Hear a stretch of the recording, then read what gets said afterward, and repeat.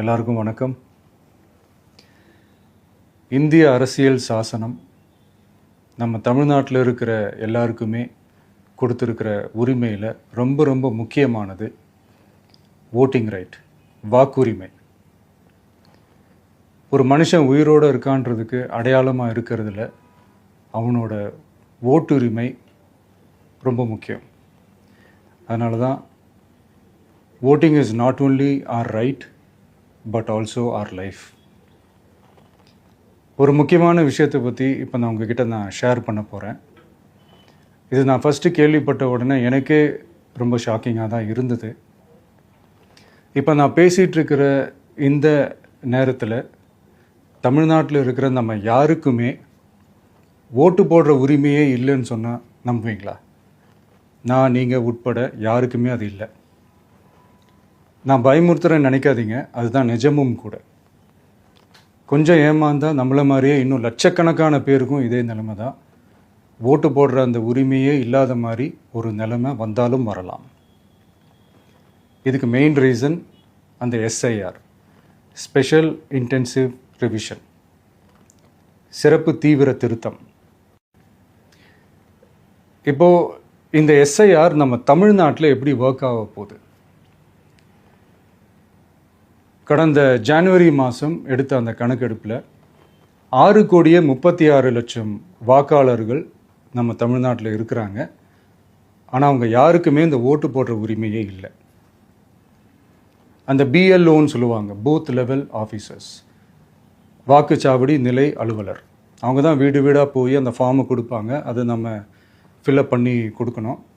அதை தேர்தல் ஆணையம் அதை எடுத்துகிட்டு போய் அதை ஸ்க்ரூட்டினைஸ் பண்ணி அது எல்லாமே கரெக்டாக இருக்கான்னு செக் பண்ணி பார்த்ததுக்கப்புறம் அந்த வாக்காளர் பட்டியலை வெளியிடுவாங்க.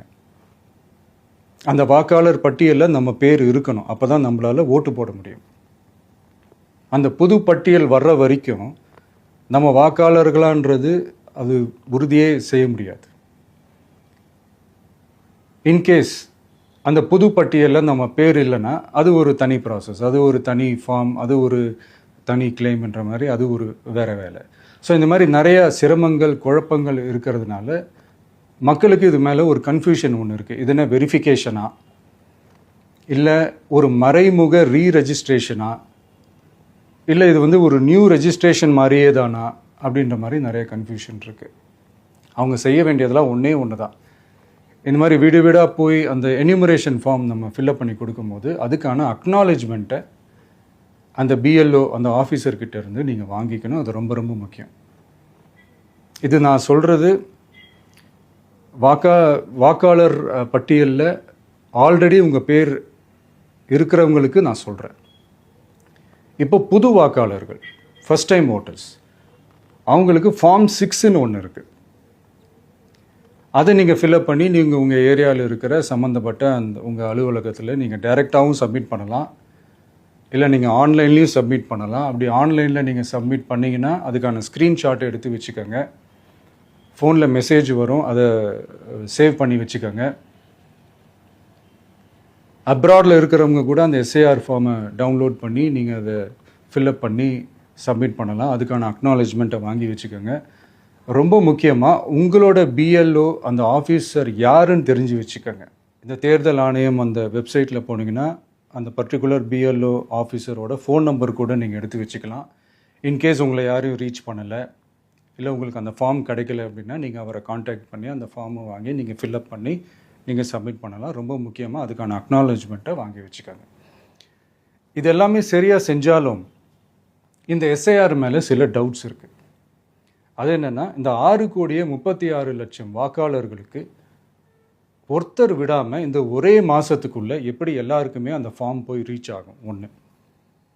ரெண்டாவது, நீங்கள் வரும்போது வீட்டை பூட்டிட்டு வேலைக்கு போயிட்டு என்ன பண்ணுறது? இப்போ நீங்கள் வருவீங்கன்றதுக்காக வேலையெல்லாம் விட்டுட்டு வீட்டுக்குள்ளேயே உட்காந்துட்ருக்கணுமா? ஸோ இதில் மெயினாக பாதிக்கப்பட போகிறது உழைக்கிற மக்கள், ஏழைகள், வேலைக்கு போகிற பெண்கள். இவங்களுக்கு யார் கரெக்டான அந்த பதில் சொல்ல போகிறது? ஒரு நியாயமான எஸ்ஐஆர்னால் என்ன நடக்கணும்? இப்போது இறந்து போனவங்கள மார்க் பண்ணி அதுலேருந்து டிலீட் பண்ணணும். இப்போ போலி வாக்காளர்கள் இருந்தாங்கன்னா அவங்கள மார்க் பண்ணி டிலீட் பண்ணணும். இப்போ ஆல்ரெடி ஓட்டு இருக்கிறவங்களுக்கு எதுக்கு இந்த ரெஜிஸ்ட்ரேஷன் என்ற பேரில் இவ்வளவு குழப்பங்கள் அப்படின்றது தான் இங்கே கேள்வி.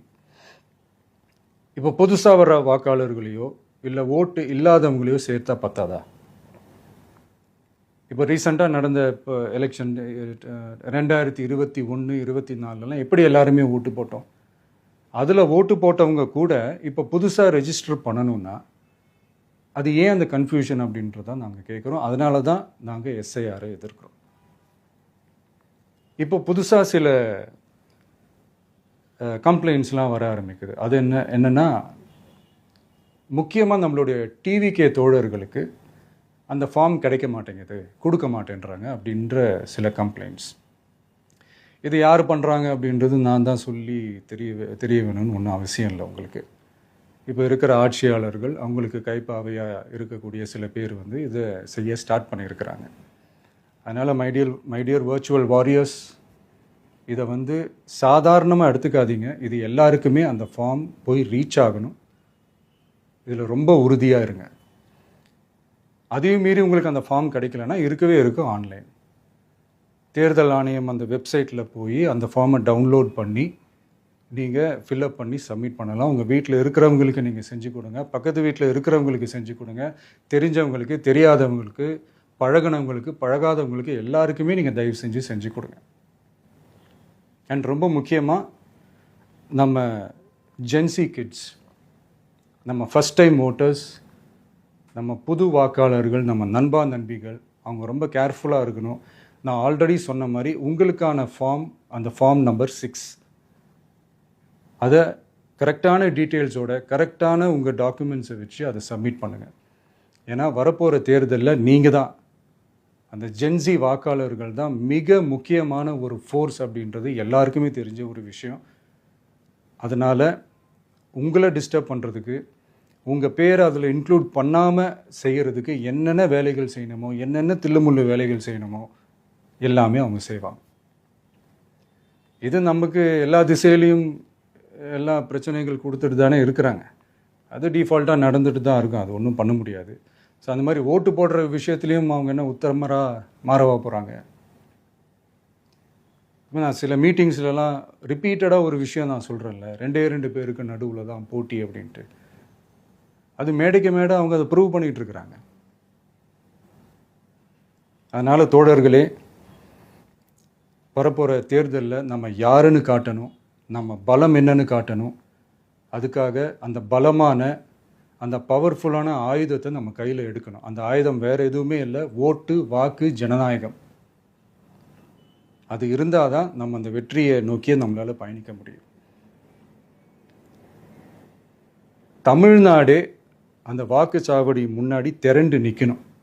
அதை பார்த்துட்டு தமிழ்நாடே தமிழக வெற்றி கழகமா, இல்லை தமிழக வெற்றி கழகம் தான் தமிழ்நாடா அப்படின்ற மாதிரி இருக்கணும். வீடுன்னு ஒன்று இருந்தால் தான் ஓடு மாற்ற முடியும்னு அறிஞர் அண்ணா அவர்கள் சொல்லியிருக்கிறாங்க. அந்த மாதிரி ஓட்டுன்னு ஒன்று இருந்தால் தான் இந்த நாட்டையே காப்பாற்ற முடியும். அப்புறம் இன்னொரு முக்கியமான விஷயம், அந்த எனிமரேஷன் ஃபார்ம் நீங்கள் ஆன்லைனில் நீங்கள் ஃபில்அப் பண்ணும்போது அதில் ஒரு சில ப்ராப்ளம்ஸ் வர்றதுக்கு வாய்ப்பு இருக்குது. அது உங்களுடைய ஓட்டர் ஐடியில் இருக்கிற உங்கள் பேரும், ஆதார் கார்டில் இருக்கிற பேரும், அந்த ஸ்பெல்லிங், இனிஷியல்ஸ் எல்லாமே ஒரே மாதிரி இருந்தால் தான் அது அக்செப்ட் ஆகும், இல்லைன்னா அக்செப்ட் ஆகாது. அது கொஞ்சம் கேர்ஃபுல்லாக பண்ணுங்கள். அது கொஞ்சம் யூசர் ஃப்ரெண்ட்லியாக இருக்கலாமேன்னு கேட்டதுக்கு அதெல்லாம் முடியாது, அதுக்கெலாம் வாய்ப்பு இல்லை, அதுக்கெலாம் ஆளுங்க இல்லை, பண்ண முடியாதுன்னு ரிப்ளை பண்ணிட்டாங்க. ஸோ அதனால் மைடியர் டிவிகே தோழர்களே, மைடியர் ஜென்சி படை பலமே, உஷாராக இருங்க, கான்ஃபிடெண்ட்டாக இருங்க, நல்லதே நடக்கும், வெற்றி நிச்சயம்.